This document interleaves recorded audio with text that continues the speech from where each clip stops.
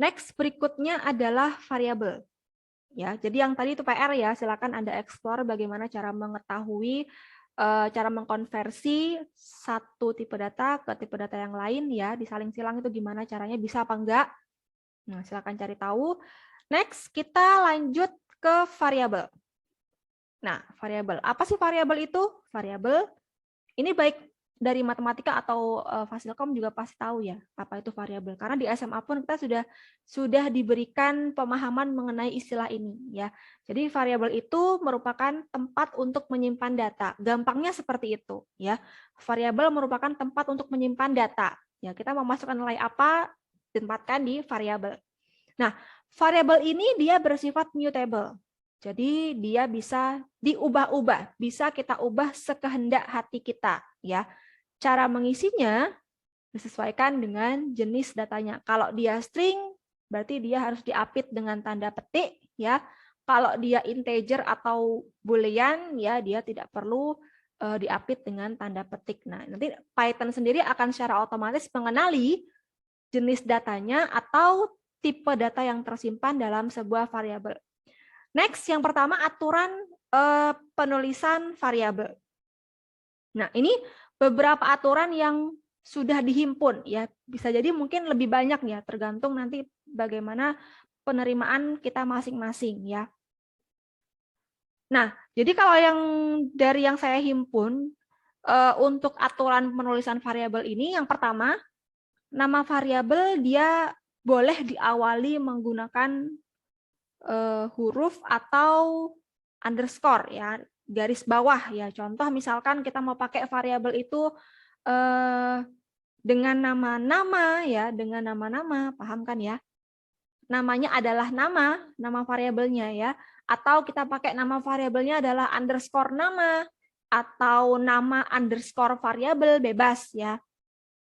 Kemudian karakter selanjutnya dapat berupa huruf. Jadi misalkan kalau kita mau menggabungkan satu kata dengan kata lain, nah itu kita bisa pakai underscore misalkan ya, atau mau di-combine ya antara satu karakter dengan karakter yang lain, itu juga bisa ya. Kemudian seperti yang saya bilang tadi, yang ketiga, karakter pada nama variabel dia bersifat sensitif. Jadi penulisan huruf besar dengan huruf kecil dia memiliki makna berbeda, ya. Kemudian yang terakhir, tidak boleh menggunakan kata kunci yang sudah ada dalam Python yang sudah umum digunakan, kayak misalkan if, while, for. Kemudian ini juga ya mungkin true, false. Nah, itu juga sensitif dia ya. Nah, kemudian mengenai case style ini ya, menurut style guide Google, ini hanya info aja sih ya. Untuk penulisan case ada beberapa contoh yang disarankan. Jadi kalau kayak kita mau menggunakan lebih dari satu kata, misalkan ya, bisa kita gandeng dengan underscore ya, atau bisa kita dempetkan ya kayak style yang kedua. Kalau style pertama namanya snake case, jadi itu lebih dari satu kata kita gabungkan dengan menggunakan garis bawah ya atau underscore, boleh.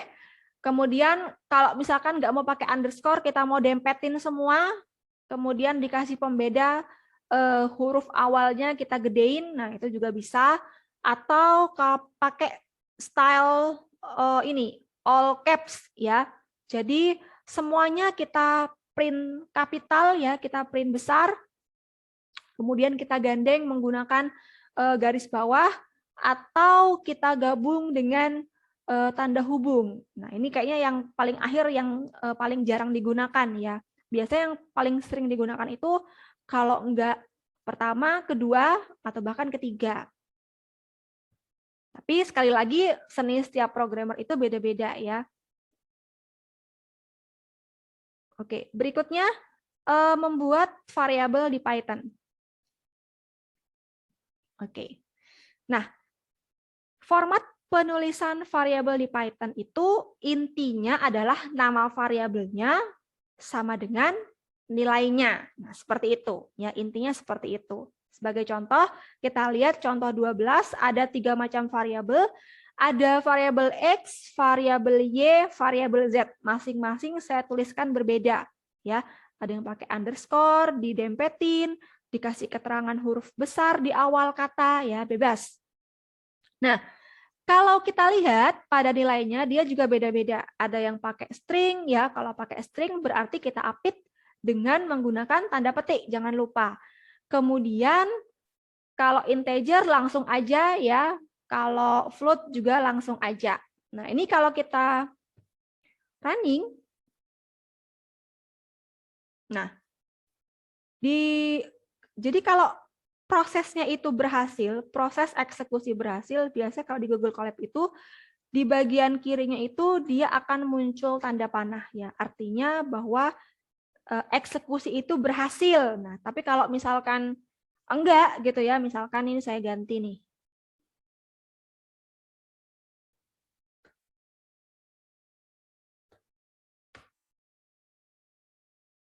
Nah, dia akan muncul alert gitu ya, warning ya, kayak merah, ada tanda merahnya gitu ya, yang berarti bahwa ada kejanggalan di situ dalam proses codingannya. Kalau kita lihat pada penjelasannya di bawah ada tulisan syntax error. Berarti ini kita harus lihat nih di codingannya, berarti ada mungkin tanda yang belum, ada sintaks yang mungkin harus kita benerin, ya, ada karakter yang mungkin kurang kita masukkan dan lain sebagainya.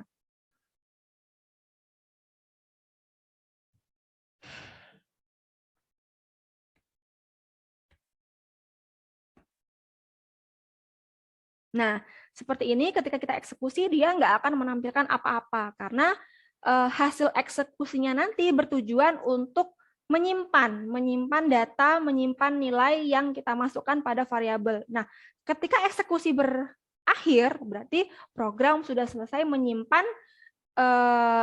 nilai-nilai itu di dalam variabel-variabelnya masing-masing. Kemudian, untuk melihat isi variabel. Nah, kembali kita bisa menggunakan fungsi print ya. Tadi kayaknya udah pernah ya. Udah dijelaskan juga ya. Karena memang ini materinya satu sama lain saling beririsan ya. Jadi kalau kita mau ngurutin dari yang paling sederhana ke yang paling jelimet gitu ya, agak susah juga ya. Jadi pasti dia akan ada irisannya.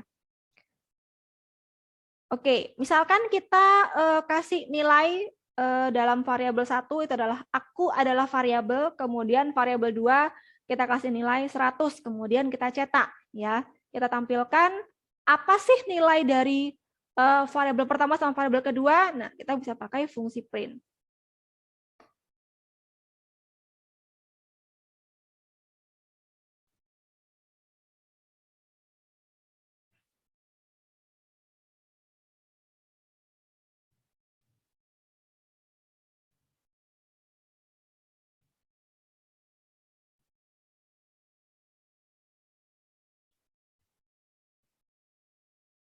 Oke, berikutnya sampai mana tadi ya?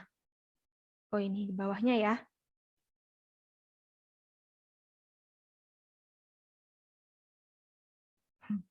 Oke, misalkan kita menyimpan data dalam variabel, kita menyimpan data yang berbeda dalam satu nama variabel yang sama.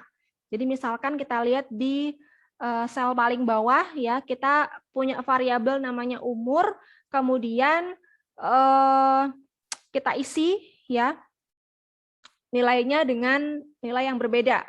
Ya, kita isi dengan data yang berbeda. Variabel umur pertama kita isi dengan nilai 25 dengan data 25, variabel kedua kita isi dengan ininya ya, kalimatnya 25. Nah, itu kalau kita lihat tipe datanya dia beda ya.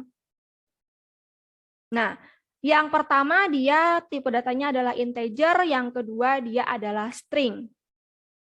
Nah, jadi untuk variabel dengan data yang tipenya berbeda, maka yang disimpan oleh program itu adalah yang terakhir. Ya. Jadi di sini nanti yang tersimpan adalah yang kedua, yang umur sama dengan 25. Yang pertama, dia tidak akan tersimpan.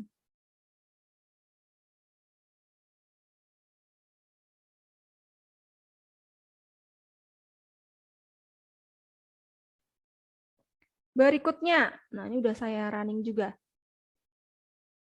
Oh, ini contoh yang sebelumnya juga ya. Ya, kita punya 3 variabel, variabel alamat, variabel umur. Variabel umurnya ada 2 datanya ya, 25 dan 25. Nah, itu kalau kita cetak ya, mau kita cetak kemudian kita gabungkan kedua variabelnya. Nah, ini sintaksnya beda-beda. Kalau kita pisah sama koma, nanti dia hasilnya akan terpisah spasinya ya. Tapi kalau kita kasih karakter ini plus ya, addition, nah nanti dia nggak ada spasinya ya. Seperti itu. Jadi si tanda addition ini dia nggak berarti apa-apa ya. Jadi kalau mau dipisah, kita punya beberapa variabel, pengen dipisah jadikan satu baris semua ya, hasil eksekusinya bisa kita menggunakan koma. Berikutnya, oh ini masih variabel ya, menghapus variabel.